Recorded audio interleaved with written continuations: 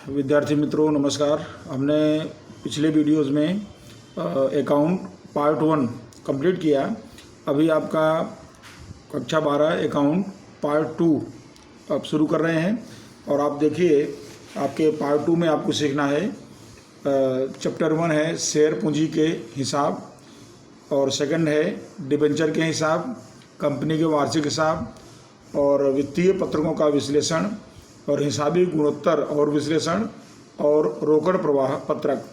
तो आपको 6 चैप्टर यहाँ सीखने हैं और आप इसके पहले 7 चैप्टर पार्ट 1 के आप सीख चुके हैं।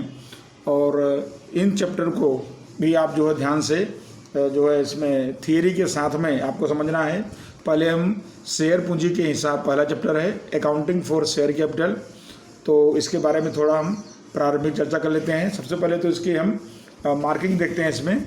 तो आप देखेंगे इसके अंदर कि शेयर पूंजी के हिसाब, ये आपके बोर्ड के एग्जामिनेशन में इसके 3 क्वेश्चन आएंगे, सेक्शन ए, बी और ई। और सेक्शन ए में 1 क्वेश्चन होगा 1 मार्क, बी में 1 क्वेश्चन होगा 1 मार्क, और सेक्शन ई में 1 क्वेश्चन होगा और वो 8 मार्क्स। इस तरह से आपका टोटल ये 10 मार्क्स का चैप्टर है। आपको थियरी में इसमें जो है प्रश्न इसमें ज़्यादा दिए हुए हैं और मैंने प्रयास किया है कि आपको थियरी में मैक्सिमम प्रश्न आपको ध्यान में आ जाए और बहुत ही सरल ढंग से आपको समझाने का भी प्रयास किया है कि आपने सेक्शन ए और बी में आप प्रश्न का उत्तर आसानी से दे सकें। इसलिए हमने थियरी में बीच में जो प्रश्न बन सकते हैं ऐसे प्रश्नों को भी हमने समावेश कर लिया है। और मुझे पूरा आशा है कि अगर आप ध्यान से इसको पढ़ेंगे तो आपको ये थियरी के पूरे मार्क्स इजीली मिल जाएंगे। उसके अलावा आपको कंपनी स्वरूप जो आप नया चैप्टर पढ़ने जा रहे हैं, अभी तक आपने सीखा पार्टनरशिप फर्म, साझेदारी पीढ़ी के हिसाब, और अब आप सीखने जा रहे हैं कंपनी। तो कंपनी के हिसाब को समझने में भी आपको सरलता होगी। तो सबसे पहले हम जो पार्टनरशिप हमने देखा 11वीं में हमने पढ़ा था व्यक्तिगत इकाई, यानी एक मालिक जो पीढ़ी चलाता है, व्यक्तिगत मालिकी की पीढ़ी हमने देखा था। उसके बाद हमने 12वीं में पार्ट 1 में सीखा साझेदारी हिसाब, 2 या 2 से अधिक व्यक्ति मिलकर के साझेदारी से व्यवसाय करते हों। और अब हम सीखने जा रहे हैं साझेदारी से बड़ा स्वरूप, जिसमें अधिक पैमाने पर पूंजी की आवश्यकता होती है और इसके अंदर जो है पूंजी के छोटे छोटे भाग बनाए जाते हैं और आम जनता को उसको जो है खरीदने के लिए आमंत्रण दिया जाता है, तो जिसको हम शेयर कहते हैं। तो इस तरह से कंपनी जो वो शेयर पूंजी से इसका निर्माण होता है। तो आज हम कंपनी के बारे में, कंपनी स्वरूप के बारे में सीखने जा रहे हैं। तो सबसे पहले देखिए आप इसमें कंपनी स्वरूप के बारे में हमने कुछ पॉइंट्स बना लिए इसके अंदर। पहले तो आप देखिए इसमें कि कंपनी को अपना अलग अस्तित्व कानून द्वारा प्राप्त होता है। आपको ये लाइन देखना ध्यान से। दूसरी बात जानकारी प्राप्त करना है कि भारत में पहली बार कंपनी के लिए अलग कानून 1956 में बना था। अब आपको ये छोटे प्रश्न इसमें से कुछ भी पूछ सकते हैं। तो आपको पुराना जो कानून था कंपनी का, वो प्रथम जो बार बना था वो 1956 बताना है। वर्तमान समय में परिवर्तन के साथ कंपनी कानून 2013 अमल में है, यानी अभी का जो हमारा कंपनी कानून है वो 2013 है। कंपनी की स्थापना के आधार पर कंपनी के मुख्य 2 प्रकार हैं।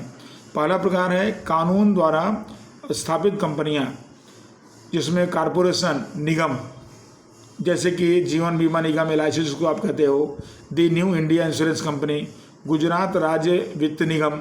तो ये सब जो है सरकार के द्वारा या कंपनी की जो स्थापना है ये कानून द्वारा स्थापित कंपनियां हैं। उसके बाद दूसरी कंपनी है वो पंजीकृत कंपनी है। तो आपको मुख्य 2 कंपनी का नाम ध्यान रखना है, एक कानून द्वारा स्थापित कंपनियां और दूसरा है पंजीकृत कंपनी। अब आता है कंपनी कानून 2013 के अनुसार पंजीकृत कंपनियों के आपको मुख्य 2 प्रकार जानने हैं। तो पहला है निजी कंपनी। तो निजी कंपनी को इंग्लिश में कहेंगे प्राइवेट कंपनी। कम से कम 2 सदस्य और अधिक से अधिक 200 सदस्य इसमें होने चाहिए और कंपनी के नाम के पीछे प्राइवेट लिमिटेड शब्द का उपयोग होना चाहिए। आवश्यक कानूनी प्रावधान के अनुसार एक ही व्यक्ति कंपनी का सदस्य बनकर एक व्यक्ति की कंपनी बना सकता है, जिसको हम कहेंगे 1 पर्सन कंपनी OPC। तो कई बार ये कानूनी प्रावधान का अगर उपयोग किया जाए तो एक व्यक्ति वाली कंपनी भी बन सकती है। उसके बाद है सार्वजनिक कंपनी, जिसको अंग्रेजी में कहेंगे पब्लिक कंपनी। जो कंपनी निजी कंपनी नहीं है वह सार्वजनिक कंपनी है, या उसे हम सार्वजनिक कंपनी कहेंगे। सार्वजनिक कंपनी में कम से कम 7 सदस्य होने चाहिए। तो सदस्यों की संख्या कितनी बतानी है आपको? 7। और अधिक से अधिक सदस्यों की कोई मर्यादा नहीं है, कितने भी हो सकते हैं। सार्वजनिक कंपनी के नाम के अंत में या नाम के पीछे यहाँ पर लिमिटेड शब्द का उपयोग किया जाता है, ये सार्वजनिक कंपनी के लिए है। आगे उसके बाद है शेयर से मर्यादित कंपनी, अर्थात शेयर धारकों की जिम्मेदारी उन्होंने खरीदे यानी शेयर होल्डर ने खरीदे कंपनी के शेयर की दार्शनिक कीमत जितनी होती है। तो यानी आपसे पूछा जाए कि शेयर से मर्यादित कंपनी अर्थात क्या है, तो आप उसकी व्याख्या दे सकते हैं कि शेयर धारकों की जिम्मेदारी उन्होंने खरीदे कंपनी के शेयर की दार्शनिक कीमत जितनी होती हो, तो ऐसी कंपनी जो है वो मर्यादित शेयर की कंपनी है।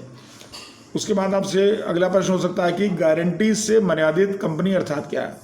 तो गारंटी से मर्यादित कंपनी अर्थात कंपनी के विसर्जन के समय सदस्यों ने दी गारंटी से मर्यादित रहती है। इसका उद्देश्य लाभ कमाना नहीं, परंतु कला, विज्ञान, सामाजिक कल्याण, खेलकूद जैसी प्रवृत्तियों का प्रसार करना होता है। जैसे board of control for cricket in India, BCCI। अब ये कंपनी जो है किसका उदाहरण है? ये गारंटी से मर्यादित कंपनी का उदाहरण है। और उसके बाद है साझेदारी से अमर्यादित कंपनी में सदस्यों की जिम्मेदारी अमर्यादित होती है। आपको ध्यान रखना है कि साझेदारी से अमर्यादित कंपनी अर्थात क्या, ऐसा पूछा जाए तो आप कह सकते हैं कि जिम्मेदारी से अमर्यादित कंपनी में सदस्यों की जिम्मेदारी अमर्यादित रहती है। उसके बाद आप इसमें सीखेंगे शेयर, 2 प्रकार के शेयर हुए, एक सामान्य शेयर और दूसरा प्रेफरेंस शेयर। प्रेफरेंस शेयर यानी डिविडेंड के वितरण के समय इक्विटी शेयर के पहले, सामान्य शेयर के पहले जिन शेयर को मौका दिया जाए, अवसर दिया जाए, वो शेयर कैसे हैं? प्रेफरेंस शेयर हैं। उनको हिंदी में कहेंगे पसंदगी के शेयर। और इक्विटी शेयर यानी जो शेयर प्रेफरेंस शेयर नहीं है वो कैसे शेयर हैं? वह है इक्विटी शेयर या सामान्य शेयर।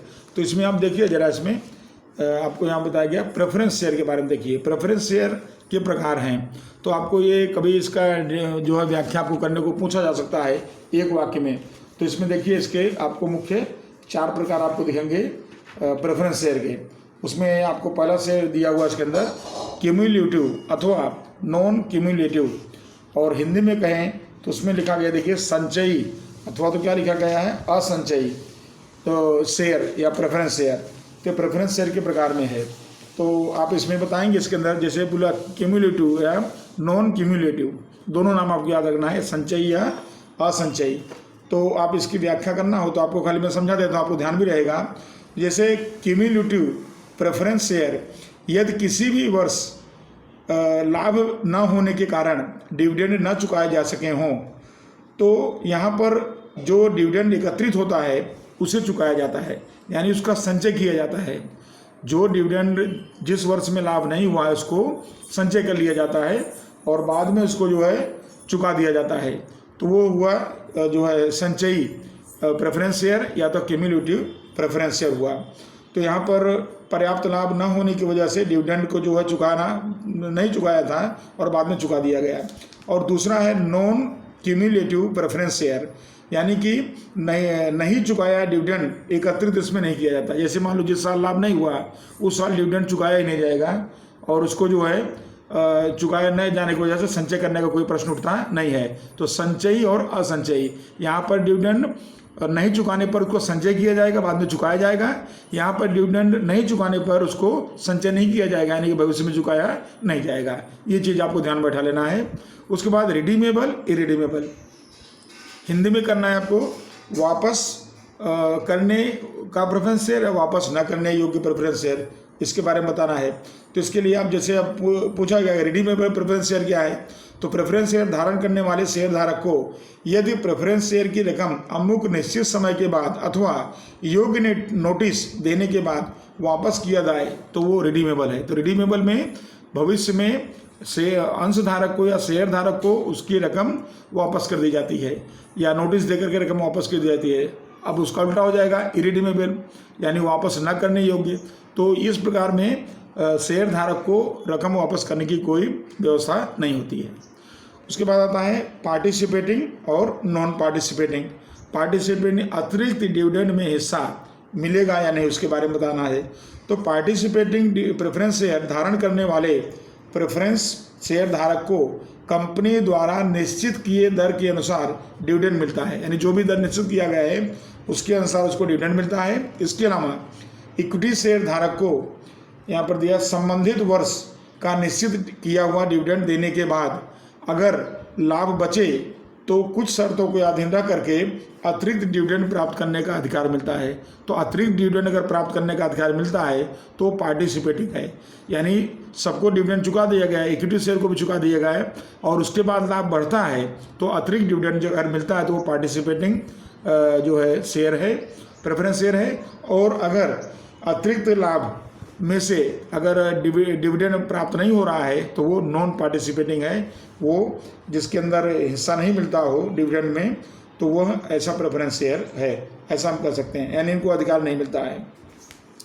उसके बाद आता है कन्वर्टिबल नॉन कन्वर्टिबल। यहाँ दिया परिवर्तनीय और अपरिवर्तनीय। तो यहाँ पर परिवर्तन के लिए कि शेयर निर्गमित करते समय निश्चित की हुई शर्तों के अनुसार जो प्रेफरेंस शेयर अमुक निश्चित समय अवधि के बाद संपूर्णतः अथवा अंशतः इक्विटी शेयर में परिवर्तित किए जाएं, ऐसी कंडीशन रखी जाए, वो शेयर है कन्वर्टिबल। कन्वर्टिबल यानी उनको परिवर्तित कर दिया जाएगा, अमुक समय के बाद उनको इक्विटी शेयर बना दिया जाएगा। और नॉन कन्वर्टिबल यानी जिसमें ऐसी कोई व्यवस्था ना हो कि शेयर को अमुक समय के बाद इक्विटी शेयर बना दिया जाएगा, तो वो जो है नॉन कन्वर्टिबल है या अपरिवर्तनीय है। तो आपको ये खाली मैंने इसमें लिखा हुआ था, आप इसको संचयी असंचयी, डिविडेंड को संचय किया जाता है बाद में चुकाया जाता है, डिविडेंड का संचय नहीं होता है बाद में चुकाया नहीं जाता है, वापस करने योग्य वापस ना करने योग्य। यहाँ पर जो है शेयर धारक को वापस करने के लिए यहाँ पर जो है योग्य समय में मतलब उसकी रकम वापस कर दी जाएगी, ऐसा व्यवस्था किया जाता है। यहाँ वापस करने की कोई व्यवस्था नहीं होती है। अतिरिक्त डिविडेंड इक्विटी शेयर होल्डरों को भी डिविडेंड चुका देने के बाद भी अगर लाभ बढ़ता है तो अतिरिक्त डिविडेंड की यहाँ व्यवस्था की जाती है, चुकाई जाती है। तो वो जो है पार्टिसिपेटिंग है, नहीं तो नॉन पार्टिसिपेटिंग है। कन्वर्टिबल अमुक निश्चित समय के बाद शेयर को अगर जो है इक्विटी शेयर में परिवर्तन कर दिया जाता प्रेफरेंस शेयर को तो वो परिवर्तनशील है या कन्वर्टिबल है, नहीं तो नॉन कन्वर्टिबल है।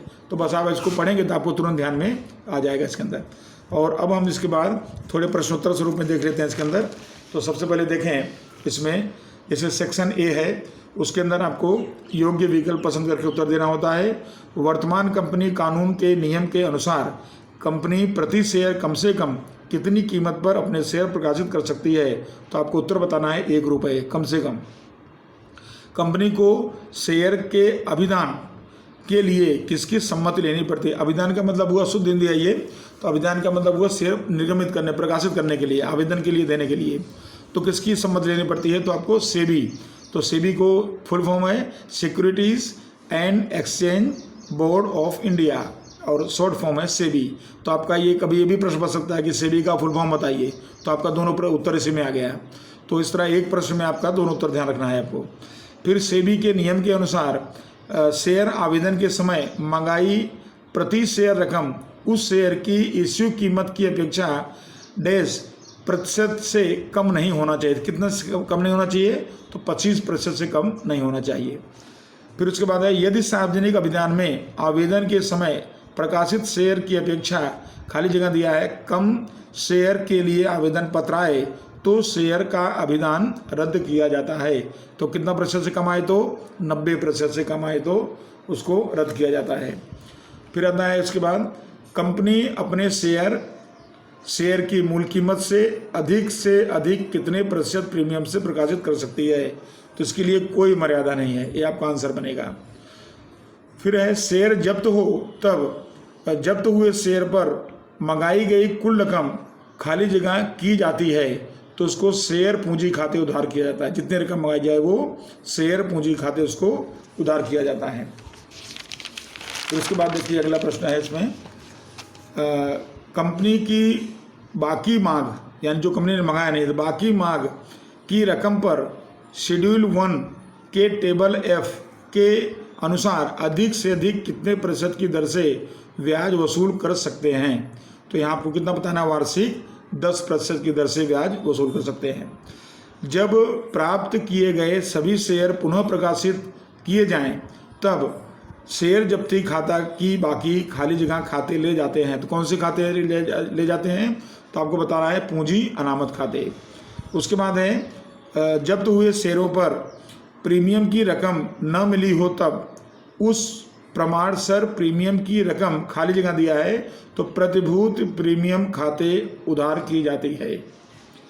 और एक अंतिम है इसमें, निम्नलिखित में से कौन सी पूंजी पक्की तलपट में शेयर पूंजी शीर्षक के अंतर्गत नहीं दर्शाई जाती है, तो वो है अनामत पूंजी। इसको पूंजी के शेयर पूंजी के शीर्षक में नहीं दर्शाते। अब थोड़े देखते हैं, एक दो वाक्य में उत्तर है। तो यहाँ देखिए, शेयर और शेयर पूंजी अर्थात क्या है। तो आपको तो परीक्षा में 1 नंबर में एक ही पूछ सकते हैं, शेयर अर्थात क्या या शेयर पूंजी अर्थात क्या। तो हमको सबके बारे में जानकारी लेना है।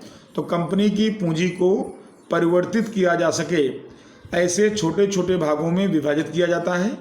इस प्रकार प्रत्येक विभाजित इकाई को शेयर कहते हैं। ये तो शेयर के बारे में हो गया। और उसके बाद आता है अब कंपनी की पूंजी को शेयर पूंजी कहते हैं। तो शेयर पूंजी, दोनों परिभाषा हो गई, शेयर की परिभाषा और शेयर पूंजी की। उसके बाद है प्रतिभूत प्रीमियम किसे कहते हैं। जब कंपनी मूल कीमत से अधिक कीमत पर शेयर निर्गमित करे तो शेयर प्रीमियम से निर्गमित हुआ, ऐसा कहा जाता है। कंपनी धारा के नियम के अनुसार प्रीमियम की रकम प्रतिभूत प्रीमियम के रूप में लिखी जाती है। तो यहाँ दो चीज़ें, प्रीमियम और प्रतिभूत प्रीमियम, दोनों को आपको क्लैरिफिकेशन दे देना है। फिर आता है शेयर जब्ती अर्थात क्या। उसके बारे में देखिए, जब शेयर धारक धारण किए गए शेयर पर भुगतान योग्य किसी मांग की रकम निश्चित समय मर्यादा में कंपनी को भुगतान न कर सके, तब कंपनी आर्टिकल्स के प्रावधान के अंतर्गत उसके शेयर जब्त करती है, उसे शेयर जब्ती कहते हैं। तो शेयर जब्ती की ये परिभाषा हो गई। जब्त हुए शेयर पुनः किन शर्तों पर प्रकाशित कर सकते हैं। तो इसमें आपको ये शर्तें बताई गई हैं, आपको 1 या 2 शर्तें पूछी जा सकती हैं। तो देखो इसमें दिया, जैसे पहला, डायरेक्टर्स ऐसे शेयर मूल कीमत, प्रीमियम या बट्टा से निर्गमित कर सकता है। उसके बाद दूसरा है, कंपनी कम से कम उस शेयर पर पूंजी पेटे नहीं वसूल हुई रकम मिलना ही चाहिए। यानी जितनी रकम उस पर वसूल होना, जैसे 10 रुपये का शेयर है, 3 रुपया वसूल होना बाकी है, तो उतना तो उसमें मिलना ही चाहिए। तो जो पेटे वसूल नहीं हुई कीमत की उसकी रकम मिलनी चाहिए। और उसके बाद है, जब्त की गई रकम जितना अधिक से अधिक बट्टा कंपनी दे सकती है। अब 10 रुपये का शेयर है, उसमें 5 रुपया मिला हुआ है, तो मिलना बाकी कितना रहा, 5। तो जो 5 रुपया मिला है वहाँ तक बट्टा दे सकते हैं, यानी इसको 5 रुपये में शेयर को बेच सकते हैं, क्योंकि 5 रुपया हमको मिल चुका है। तो अधिक से अधिक बट्टा जो रकम मिला उतना दे सकते हैं। अगला प्रश्न है, किन संजोगों में कंपनी द्वारा रोकड़ के अलावा के अवधि से शेयर निर्गमित करते हैं। सामान्य रूप से तो शेयर बेचने या शेयर प्रकाशित करने का उद्देश्य होता है पैसे प्राप्त करना, रोकड़ प्राप्त करना। लेकिन यहाँ पर ऐसी भी कंडीशन है कि कंपनी रोकड़ प्राप्त करने के अलावा उसके दूसरे कोई अवधि होते हैं। जैसे नंबर 1, किसी संपत्ति या खरीद कीमत के प्रति शेयर दिया जाए। कंपनी कोई जो है संपत्ति खरीदती है, उसको सामने वाले बेचने वाले को पैसा न दे करके उसको शेयर दे देती है, तो वो रोकड़ के अलावा का अवधि कहा जाएगा। कंपनी के स्थापक या कर्मचारी को पारिश्रमिक के रूप में शेयर देना। तो यहाँ पारिश्रमिक यानी वेतन हुआ, जो कर्मचारी मेहनत किया है उसको पैसे न देकर बदले में कंपनी शेयर दे देती है, तो वो भी रोकड़ के अलावा अवधि कहा जाएगा। अभिगोप को, जो इसमें बांधरी दलाल होते हैं, एजेंट होते हैं, अंडर राइटर्स, उनको कमीशन दिया जाता है। तो अगर कमीशन के बदले रोकड़ न दिया जाए, तो रोकड़ के बदले क्या दिया जाए, शेयर दे दिया जाए, तो रोकड़ के अलावा के अवधि कहा जाएगा। कंपनी अपने वर्तमान शेयर धारकों को बोनस शेयर देती है। तो बोनस शेयर भी कंपनी बिना कुछ लिए हुए देती है, उसके लिए कोई पेमेंट नहीं मतलब स्वीकार करती है, तो वो बोनस शेयर कहा जाता है। तो ये जो आपका प्रश्न है रोकड़ के अलावा के अवधि, वो आपको ये पॉइंट ध्यान रखने का है। फिर आता है, शेयर का अति अभिदान या अधो अभिदान किसे कहते हैं। यहाँ पर अति यानी अधिक, अधो यानी कम, आपको ध्यान रखना है। तो कम, अधिक अभिदान और कम अभिदान। तो देखिए इसकी व्याख्या, कंपनी द्वारा आवेदन के समय निर्गमित शेयरों की अपेक्षा अधिक शेयर के लिए आवेदन आए तो उसे अधि अभिधान कहा जाता है। जैसे कंपनी ने 1 लाख शेयर निर्गमित किया, कंपनी ने 1 लाख शेयर निर्गमित किया और उसको 1,50,000 शेयर के लिए आवेदन मिला, तो उसको कितना ज़्यादा मिला, 50,000 शेयर का आवेदन ज़्यादा मिला, तो 50,000 जो मिला वो क्या कहा जाएगा, अति अभिधान, यानी जितना चाहिए उससे ज़्यादा उसको जो है उसका आवेदन प्राप्त हुआ तो अधि अभिधान हुआ। फिर देखिए, कंपनी द्वारा निर्गमित शेयरों की अपेक्षा कम शेयरों का के लिए आवेदन आए तो वो अधो या कम अभिधान कहा जाता है। इसमें उदाहरण देना दे सकते हो, कंपनी ने 1 लाख शेयर आवेदन के लिए या प्रकाशित किया, निर्गमित किया और कंपनी को आवेदन मिला 90,000 का, तो कंपनी को कितना कम मिला, 10,000, वो 10,000 अधो अभिधान के रूप में जाना जाएगा। उसके बाद आपके लिए कुछ महत्वपूर्ण और भी प्रश्न मुझे दिखते हैं, तो मैंने इसको इसमें समावेश कर लिया है। इसको भी आप अभ्यास करेंगे तो आपके लिए महत्वपूर्ण रहेगा और जानकारी भी आपके लिए प्रश्नों में भी अच्छा रहेगा। देखिए, IPO और FPO अर्थात क्या, यहाँ पर 2 शब्द दिए हैं। तो जब कोई कंपनी पहली बार अपने शेयर सार्वजनिक जनता में निर्गमित करे या शेयर खरीदने का प्रस्ताव रखे तो उसे IPO इनिशियल पब्लिक ऑफर कहते हैं। IPO का फुल फॉर्म है, तो यहाँ पर इनिशियल पब्लिक ऑफर कहा जाता है, यानी पहली बार कंपनी अपने शेयर को आम जनता में खरीदने के लिए उसका प्रस्ताव रखे तब। उसके बाद दूसरा देखिए यहाँ पर उसी का, जब कोई कंपनी अपने शेयर आम जनता में निर्गमित किए हो, पहले से निर्गमित कर चुकी हो, ऐसी कंपनी यदि अपनी पूंजी बढ़ाने के लिए, यानी उसकी पूंजी में और वृद्धि करनी हो तो बढ़ाने के लिए पुनः आम जनता में शेयर निर्गमित करे, यानी उसका पर्पज़ क्या होना चाहिए, पूंजी बढ़ाना, और आम जनता में फिर से शेयर को निर्गमित करे, तो ऐसे इसी को FPO अर्थात फॉलो ऑन पब्लिक ऑफर्स कहा जाता है। तो आपको दोनों ध्यान रखना है इसके अंदर। फिर आता है प्रश्न, शेयर का प्रमाणसर वितरण अर्थात क्या। तो यहाँ पर देखिए, जब कंपनी द्वारा निर्गमित शेयर की अपेक्षा अधिक शेयर, जिसको हमने बोलते हैं अति अभिधान, तो अधिक शेयर के लिए आवेदन मिले तो आवेदकों को उनके द्वारा आवेदन के सामने अमुक शेयर स्वीकार किया जाता है। अब कंपनी को तो 1 लाख शेयर चाहिए, सामने आवेदन 1.5 लाख का आ गया, तो जो 50,000 ज़्यादा आ गया तो कंपनी उनको क्या करती है कि सबको थोड़ा थोड़ा शेयर मिले, एक ही व्यक्ति को सारा शेयर ना मिल जाए या अमुक व्यक्ति को ही सभी शेयर ना मिल जाए, तो उसका वो बंटवारा करती है कि सबको थोड़ा थोड़ा प्रमाण से मिल जाए। तो वही बोला गया है कि उनके द्वारा आवेदन के सामने अमुक शेयर स्वीकार किया जाए तो उसे क्या बोलते हैं, प्रमाणसर वितरण कहा जाता है। ये सभी आप प्रश्नों में सीखेंगे आगे जब हम इसका बड़े प्रश्नों का अध्ययन करेंगे तब। प्रतिभूति प्रीमियम अनामत की रकम का कोई 2 उपयोग बताइए, यानी जो प्रतिभूति अनामत की व्यवस्था की जाती है उसका उपयोग क्या है। तो पहला उपयोग है कि कंपनी अपने प्राथमिक खर्च को अपलिखित करने के लिए इसका उपयोग कर सकती है, और दूसरा कंपनी द्वारा प्रकाशित शेयर या डिबेंचर का खर्च, शेयर डिबेंचर का खर्च या बट्टा को अपलिखित करने के लिए इसका उपयोग कर सकती है। फिर आता है प्रेफरेंस शेयर अर्थात क्या। तो इक्विटी शेयर पर डिविडेंड चुकाने के पहले जिस शेयर पर डिविडेंड चुकाया जाए उसे प्रेफरेंस शेयर कहते हैं। इसको अग्रता क्रम दिया जाता है, इसलिए पसंदगी या प्रेफरेंस शेयर है। इक्विटी शेयर किसे कहते हैं, तो जो शेयर प्रेफरेंस शेयर नहीं है उसे इक्विटी शेयर कहते हैं। तो यहाँ पर इसका नाम दूसरा है, ऑर्डिनरी शेयर भी कहते हैं, सामान्य शेयर कहते हैं। अब अनामत पूंजी क्या है, तो जब मंगाई हुई पूंजी कंपनी के लिए पर्याप्त हो, जो कंपनी ने पूंजी मंगाई है उसके लिए पर्याप्त हो और भविष्य में अधिक पूंजी की आवश्यकता अब नहीं होने वाली है, तो संचालकों द्वारा विशेष प्रस्ताव पारित करके नहीं मंगाई गई पूंजी को अनामत के रूप में निश्चित कर दिया जाता है, उसे बोलते हैं अनामत पूंजी। जो पूंजी नहीं मंगाई गई, अब उसको जरूरत नहीं मंगाने की, तो उसको अनामत के रूप में रख दिया जाता है, वही है पूंजी जो है अनामत पूंजी है। और इसका उपयोग तभी करेंगे कि जब कंपनी समापन में जाएगी तब इसका उपयोग होगा, उसके पहले नहीं होगा। फिर आता है पूंजी अनामत। पूंजी अनामत अर्थात क्या है, तो पूंजी लाभ में से रखी गई अनामत को पूंजी अनामत कहते हैं। उसके बाद आता है अधिकृत पूंजी, ऑथोराइज्ड नॉमिनल या रजिस्टर्ड कैपिटल। तो कंपनी अपने जीवन काल दौरान अधिक से अधिक जितनी रकम शेयर पूंजी द्वारा एकत्रित कर सकती है उसे बोलते हैं अधिकृत पूंजी, या दूसरा नाम इसका है पंजीकृत पूंजी कहते हैं। फिर निर्गमित या प्रकाशित पूंजी या इश्यूड कैपिटल क्या है? तो अधिकृत पूंजी में से कंपनी अपनी आवश्यकता के अनुसार